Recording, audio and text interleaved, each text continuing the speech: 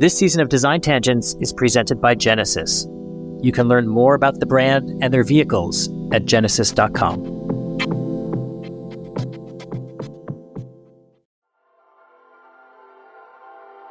My name is Luc Donckerwolke. I'm the designer of the brands of the Hyundai Motor Group. I'm Chief Creative Officer for Genesis.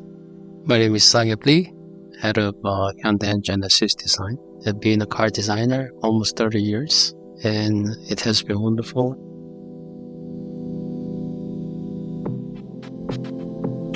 Welcome to Design Tangents, a podcast that goes behind the scenes with creative changemakers to learn about their work, inspiration, challenges, and philosophies. I'm Evan Ornston. And I'm Josh Rubin. We're the founders of Cool Hunting. We've been in Seoul for a few weeks now. It's our first time in Korea, and we're definitely loving it here.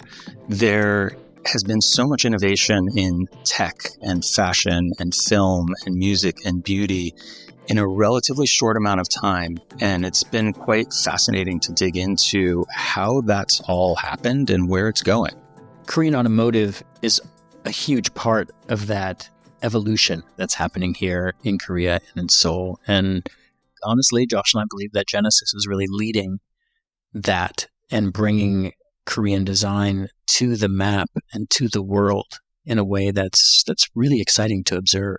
We're really grateful to be here today with two people we've known for a long time, Luc Donckerwolke and SangYup, who are leading design at Genesis.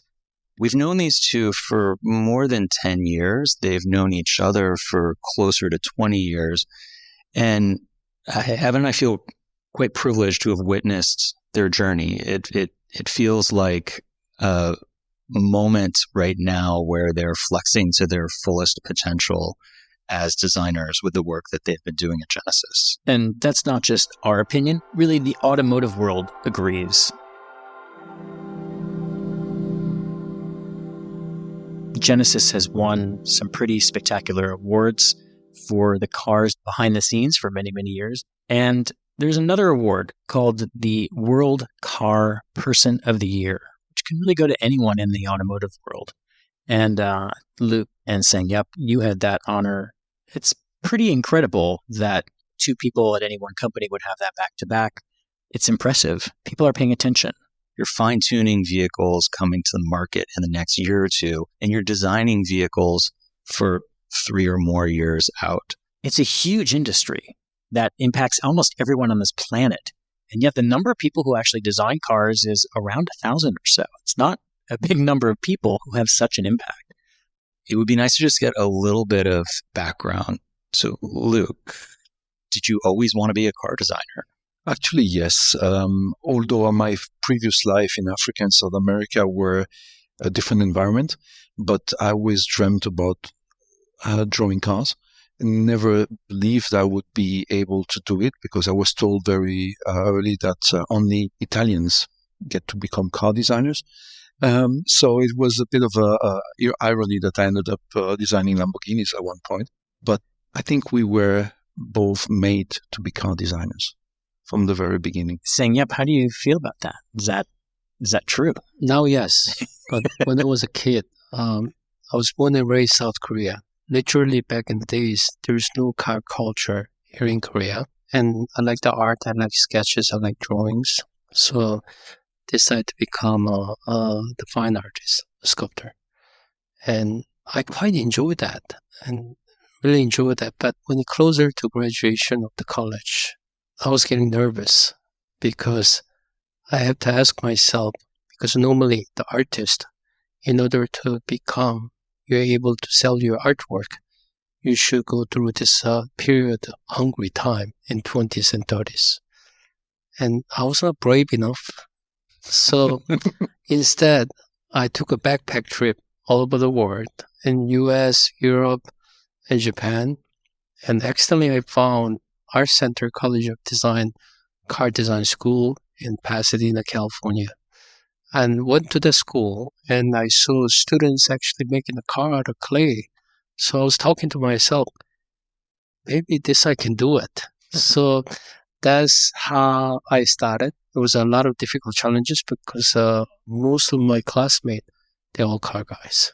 And me, like a Korean guy, doesn't speak English properly, and going over there without no sense of car culture, it was a quite challenge, but at the same time, it was quite fun because you were learning from the very beginning. It was a wonderful journey, almost like 30 years of career ever since, traveling the world, amazing car design together, amazing designer work together. So now I think about it. I meant to be a car designer from the beginning. You just didn't know it. I didn't know it. Did you ever work in clay? I did a lot of human figures and also the kind of abstract sculpture. Obviously, after clay work, we always do the metal cast and do the bronze or something else. People may not know that clay is still used in auto design. Right. Maybe not entirely through the whole process as it used to be, but it's still a big part of the design process. And that's augmented by all the really exciting technology that you're also able to use in designing cars. True. And it's a car is emotional product. And we do digital like start to finish. But there's a certain point you need to have a hand touch. Like it could be like a 0.5 millimeter, but it gives you different feels to it. And this is why the touch of the clay is very important sometimes. And literally looking at the clay, because you build smaller clay models, but you also build full size clay models, and you look at them, you bring them inside and outside, turn the lights on, turn the lights off, right? You're touching them, you're looking at them to really understand how it sits. Right. And the balance, obviously, the big picture to the small. In normally the beginning of the process, we do a lot of clay, but at the end of it, when we do the validation and the digital data, we always use the clay. Obviously, all the details, that stage, we actually make the hard model process afterwards. It's also the fact that when you switch off your screen, your digital model is gone, your virtual model is gone, but the physical object is always there. So you can pass 5, 6, 7 times on the way to meetings in front of the model, and your brain always memorizes something. And at the end of the day, you know that something is wrong with the model. You have this alert in you, this kind of vibration in your eye that tells you you have to change something. This is the great thing about having a physical object. So this is why we will always have physical objects, even if we go fully virtual in the creation of the shapes and the volumes. Clay is happening faster maybe than it used to, and the design process is kind of changing around the technology, but still ensuring that clay is part of that process for all the reasons you just said. Yes. And it's also because you need a human relation. In the end, this product is made for users. So we need this interaction already in the development of the car, the vehicle as well, from the very beginning. It's a very important part because many tools you have a better opportunity to better research you can get out of it. Obviously, don't get me wrong, that we're fully digital process with the virtual reality and all the digital screen, and then we're actually moving the 3D model in the digital world all the time. But when you always concentrated on one tool, sometimes you get missed out something. So when you actually switch to this way versus the other way, then you actually want to see you see the different perspective out of it. Design is a very delicate work, so sometimes, depending on what type of pen you sketch, the result varies. Color pencil or like a ballpoint pen and a pencil, somehow the feels are quite different. Yeah, each tool we use changes almost the register forms and volumes we do. Interesting enough is we are just getting a new tool in our palette of tools. Is the AI, and it is influencing as well. It's only going to be a tool because in the end you have to steer it. But it's again one of the tools which is going to influence the way we create. The two of you have worked together on many things over many years across different companies. As collaborators, was there immediately a creative spark? Did you immediately find your rhythm? And how has that kind of teamwork changed or evolved? I think so.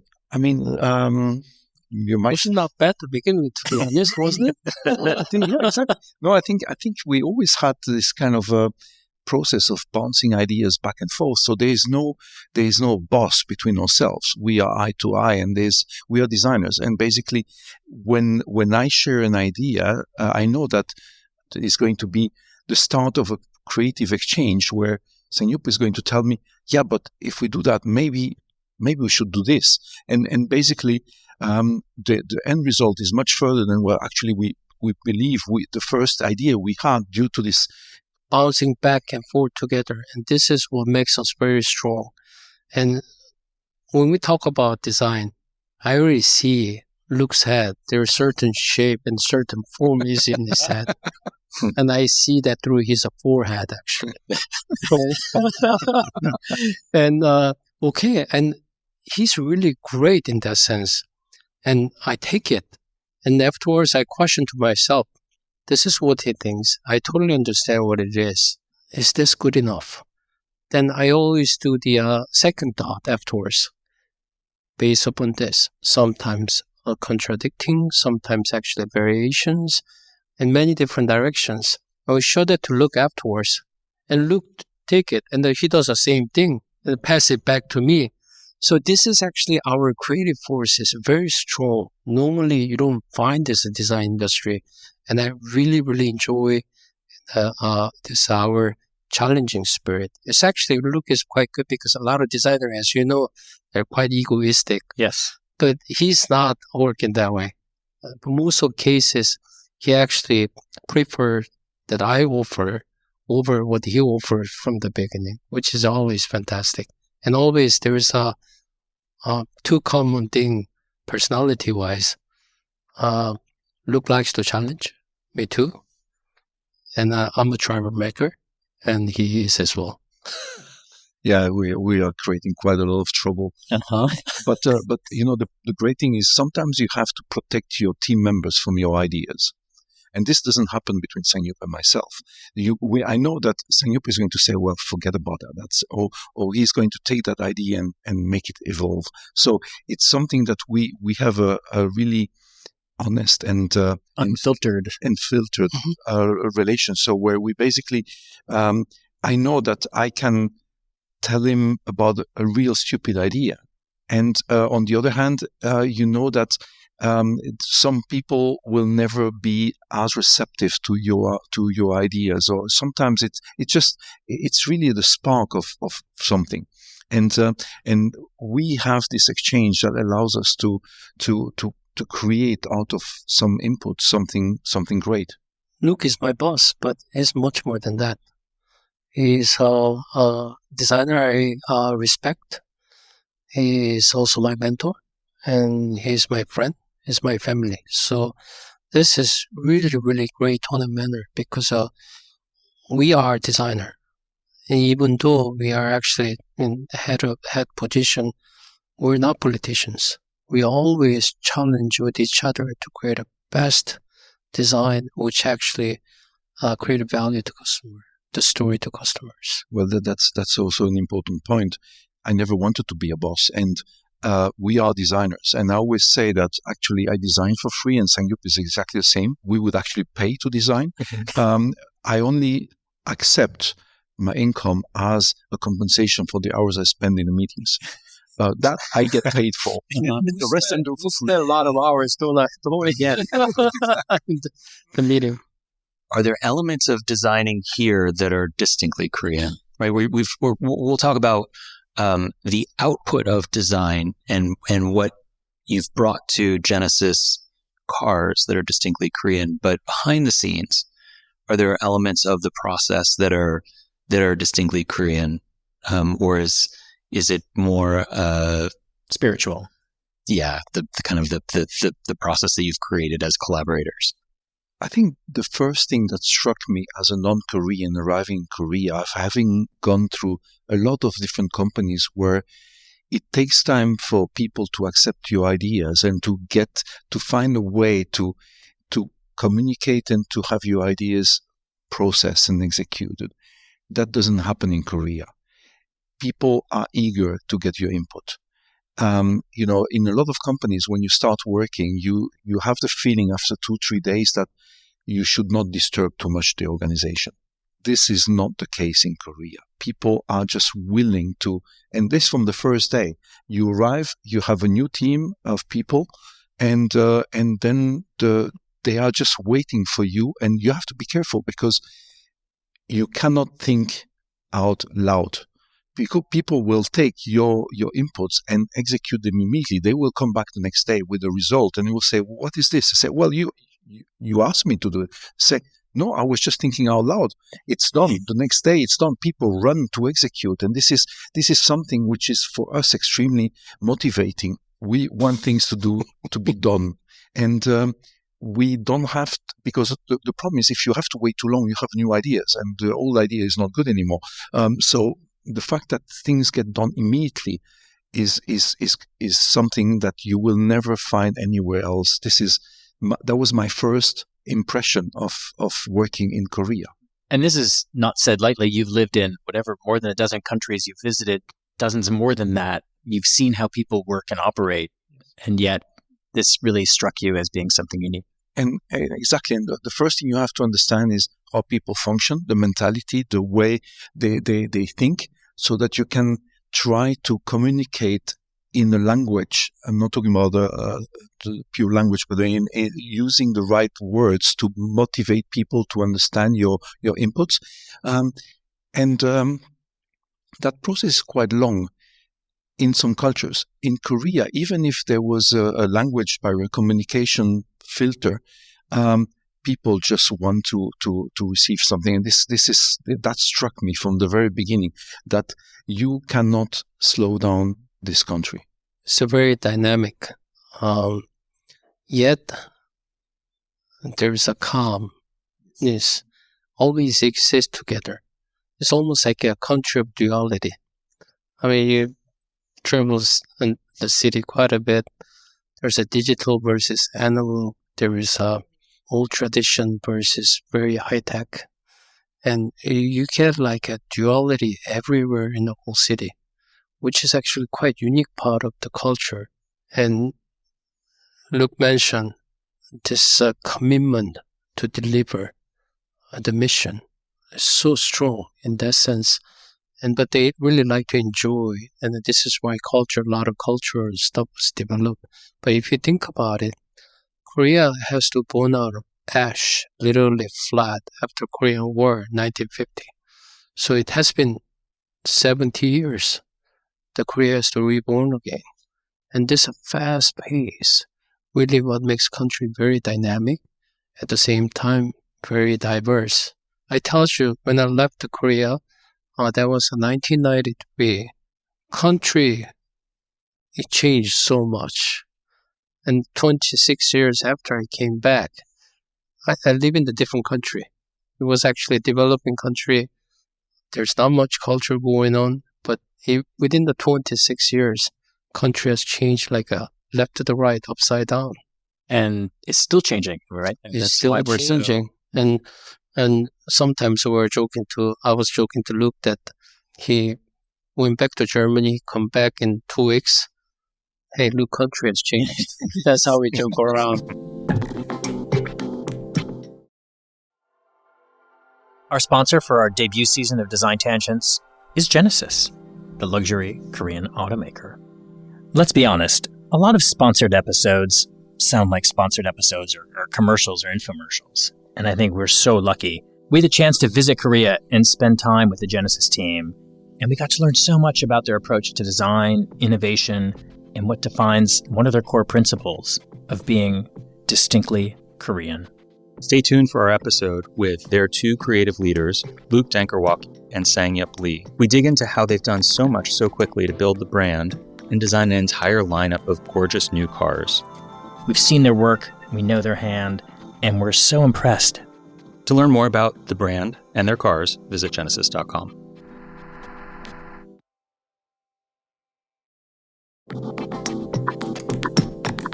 It takes a long time to design and make a car and bring it out to the market. Everything we're seeing today is stuff that you've had your kind of hands on, you and your team. You have really been brought to life from scratch. And you kind of now are able to see the full vision, at least the vision you had 5 years ago, of where all of this is at and how it all comes together and how it all presents itself. And we know, obviously, that you're working on lots of things that are coming out next year and 5 years from now. So where you've started was just the beginning of that. And now you're much further along. Before designing products, you design the team. Then you design the process. Then you create a DNA. And then you start applying it. So in the meantime, everything you do is reacting and fine-tuning, optimizing, trying to correct things that you see that you would have done differently, because you have to adopt those products already as if they were done by you. So it takes time to get, let's say, the first generation of cars with your DNA, because I think it would be a mistake to start immediately designing the product. We had to take patience to get the right people. It's a process, and it is a great phase because you are constructing the foundations of what you will be doing later. It requires a vision, and at the same time, you have the whole company that is there waiting and say, and.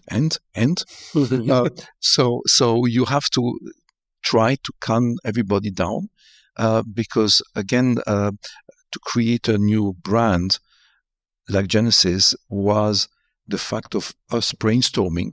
We have a tradition that we tend to draw a lot in the lounges, in the planes, together and bouncing ideas back and forth. So sometimes to get out of the office and to sketch on romantically a napkin or a piece of paper or the iPad is something that brings us more than being in a big process, in a big meeting room, in a big let's say get together with our designers, and then we bring those ideas back to our designers and we say, okay, let's take this as a start.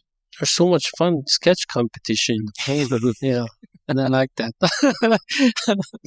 So, of course, it's very easy for us to make the leap to the design language of the Genesis with the two lines, and that as an expression of this Korean duality, perhaps. Can you think back to the moment of landing on the two lines as one of the core elements of Genesis design? It was a quite fun journey. And when we started the company, and we always toss idea back and forth about Genesis identifier as a luxury brand. At the time, obviously, a lot of people around us outside of design started asking, how are you going to differentiate Hyundai and Genesis? But Hyundai is a volume brand, Genesis is a luxury brand, different path. And it's not about differentiation. It's about how to create value for the brand.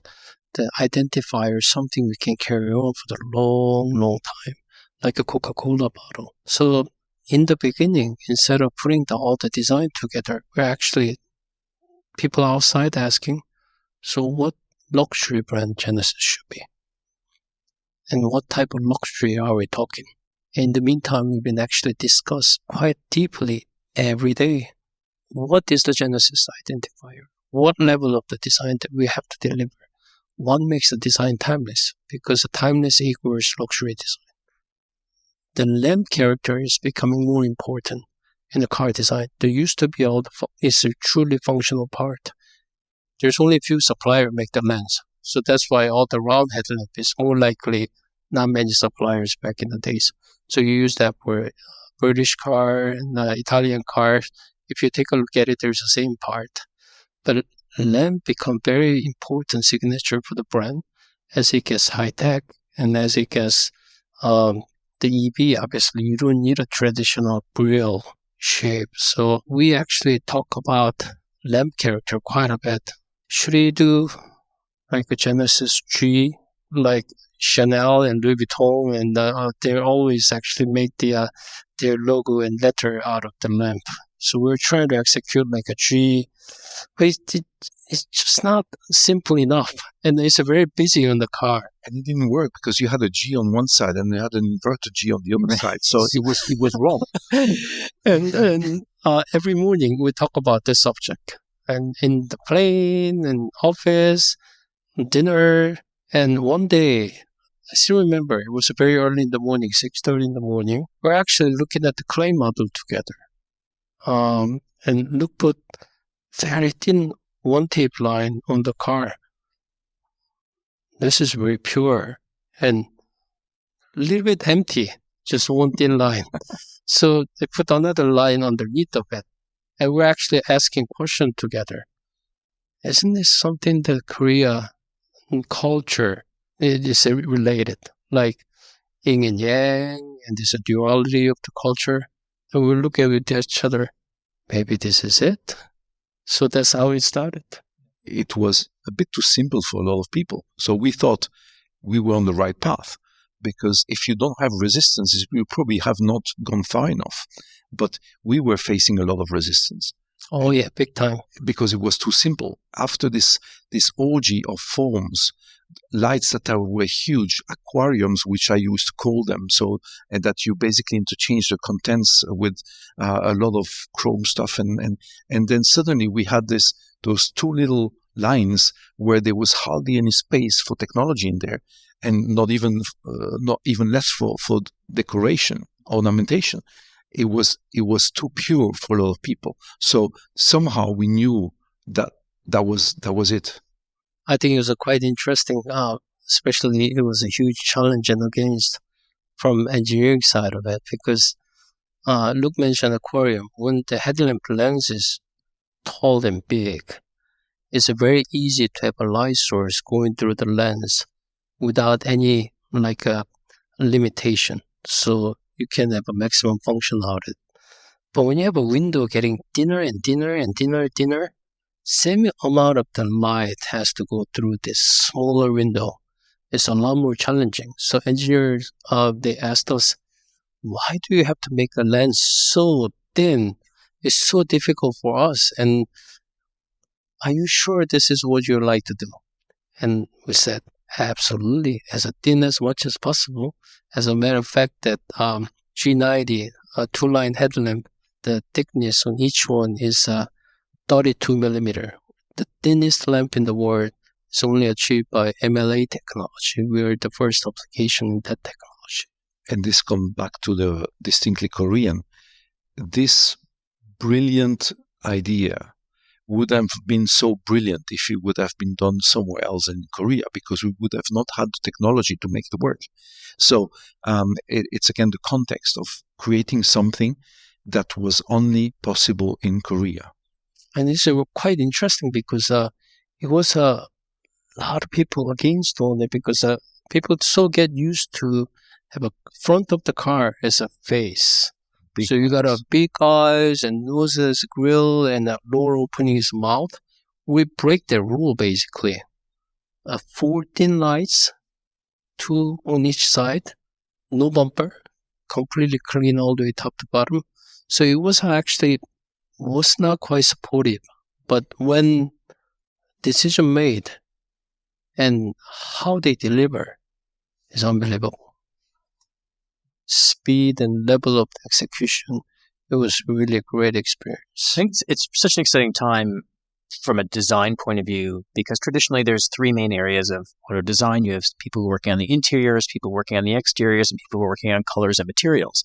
And with everything that's happening today with electrification and different technologies coming in, the importance of lighting, of sound, of user experience and technology, displays, those are now primary areas of concern for auto designers. It's not just the bigger shapes and interior, materials that we're thinking about. And chrome was a differentiator. Light is a new chrome. So there's been this, because you have those day running lights, which have a stronger impact on the recognition of a vehicle from a distance. Before it was the chrome grille, that was or the presence of chrome, which was allowing you to differentiate from one car to the other. So that changed. Technology changed the relevance of some elements for the differentiation. Yeah, I love that. Lighting is the new chrome. Yeah. Furthermore, the EV transition, how we look at the EV is basically smartphone on the wheels. We have to think it differently. This is what beauty about this job. You constantly have to challenge yourself and a team to create the value and the story out of it. When car was interior space, was a driving space with 4 seat, it doesn't work no longer that way. It's the space, the living space, then all furniture, how to design it. It's a digital space. It's a connected space. The notion of the car interior is not like it used to be anymore. So this is actually the part of job we constantly challenge. I must say the role of designer is getting wider and wider and wider.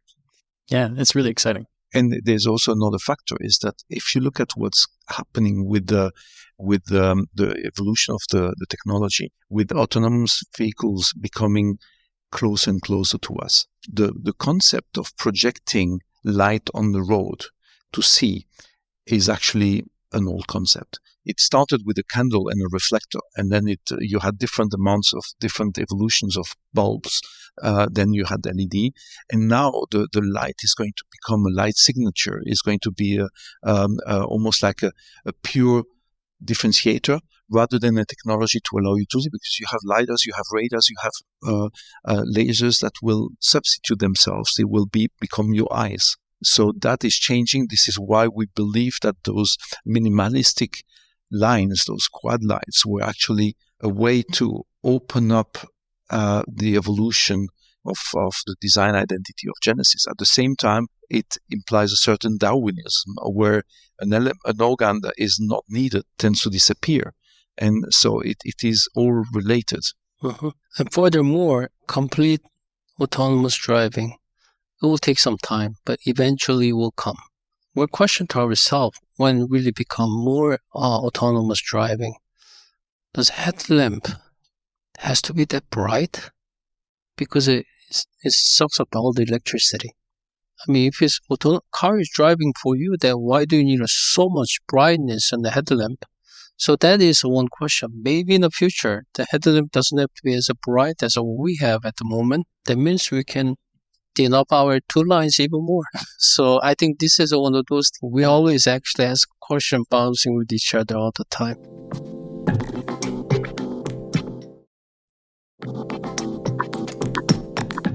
The New York Auto Show, you're debuting the new GV80 Coupe concept. Can you tell us a little bit about what we're going to see, or what we've just seen, depending on when you're listening? This car has a true meaning in our portfolio lineup. As one of, it's actually Genesis will become the EV brand starting with 2025 in the whole portfolio until 30s. And this is the last IC-based car. So IC means internal combustion. Exactly. And on the top of it, but more importantly, Genesis design is, we call this exterior athletic elegance. And SUV side of it, though we won't have a big SUV emphasizing more sporty and athletic side. This car really reflects the vision and design on the exterior. When I was writing the brief, I tend to say the devil is around the corner, because it's kind of a more extroverted element of the family, the lineup. And it's also a teaser for the fact that we are going to increase the adrenaline content in the lineup starting now. We started making sedans, business sedans. Then we brought lifestyle vehicles, SUVs. And then we started looking for icons, speedy convertibles. So we are gradually increasing the level of emotion from into the lineup of Genesis, and that vehicle is there to be, let's say, an ambassador of what is going to happen in a more extroverted, more sporty, more athletic.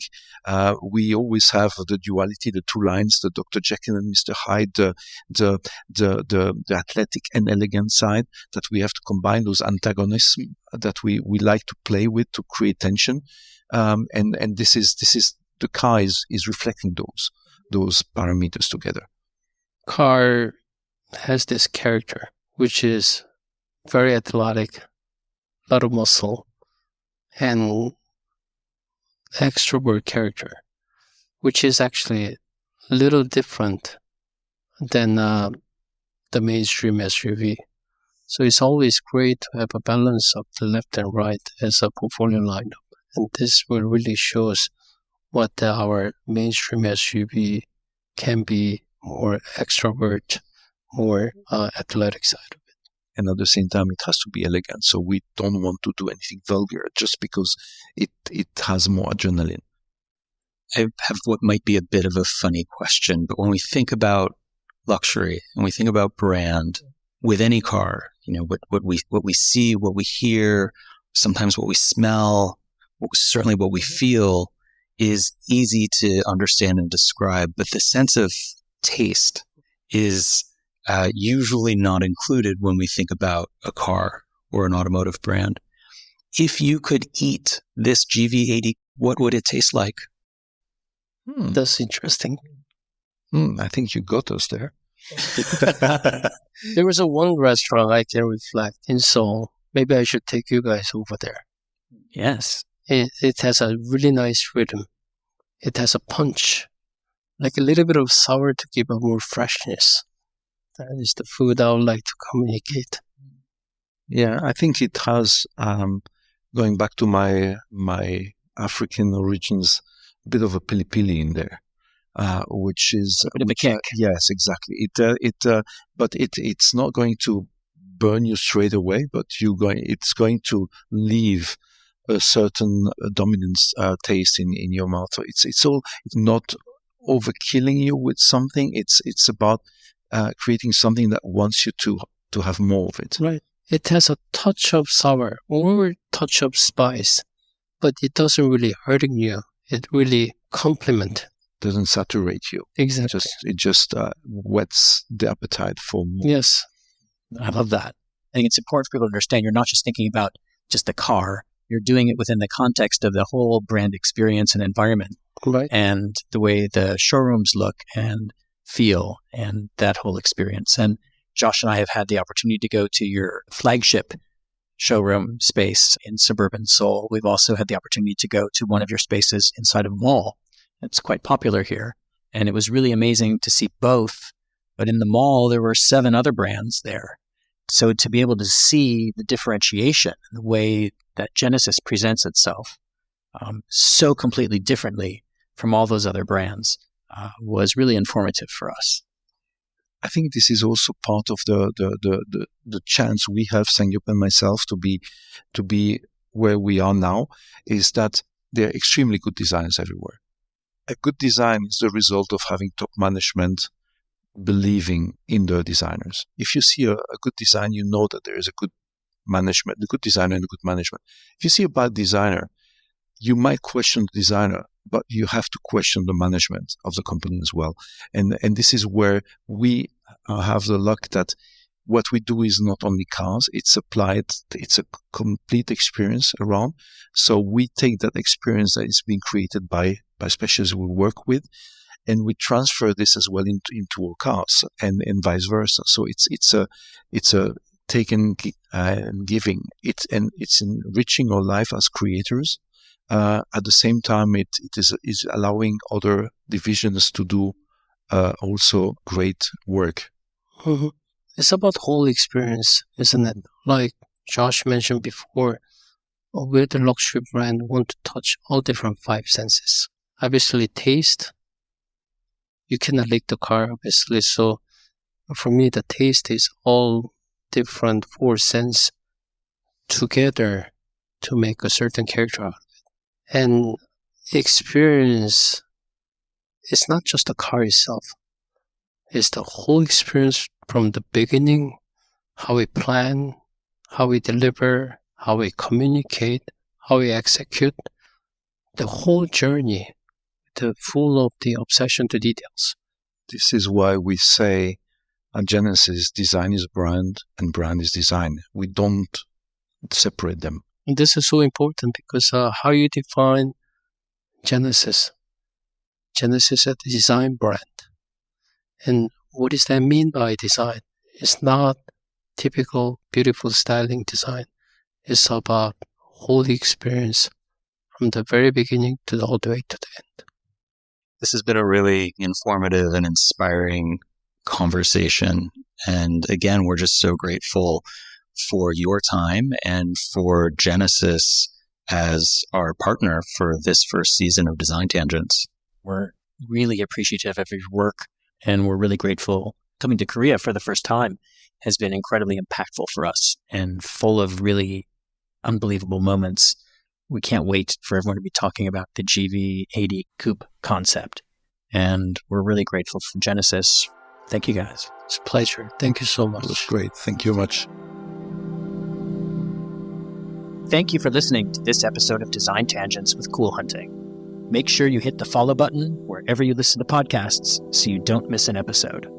Design Tangents is proud to be part of the Surround Podcast Network. You can check out many other amazing design and architecture related podcasts at surroundpodcasts.com. That's podcasts with an S. We're psyched to partner with The Studio by Sandow to make our show possible. Huge thank you to our production team, Samantha Sager, Rob Schulte, Hannah Vitti, and Wise Grisette. Our theme music is by the amazing Matthew Deere. And thank you to Genesis for presenting this debut season. Stay tuned for the next episode of Design Tangents and learn more about us at coolhunting.com.